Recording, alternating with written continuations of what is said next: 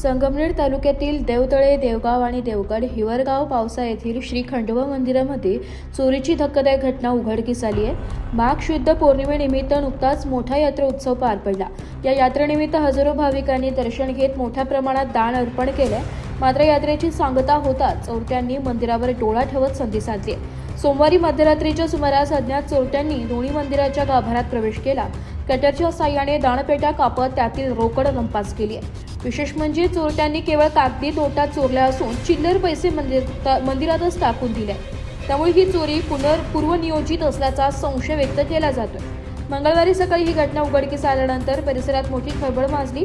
या दोन्ही मंदिरांमधील अंतर अवघ्या 2 किलोमीटरचे। सीसीटीव्ही फुटेजमध्ये चोरटे चोरी करताना कैद झाले असून दोन्ही ठिकाणी एकाच टोळीने हात साफ केल्याचा संशय पोलिसांनी व्यक्त केला।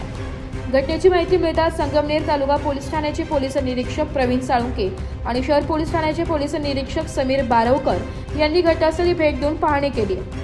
सध्या पोलिसांकडून सीसीटीव्ही फुटेज आणि इतर पुराव्यांच्या आधारे चोरट्यांचा शोध सुरू आहे। यात्रेनंतर लगेचच झालेल्या या चोरीमुळे भाविकांमध्ये संतापाची लाट उसळली असून मंदिरांच्या सुरक्षेचा प्रश्न पुन्हा एकदा ऐरणीवर आलाय।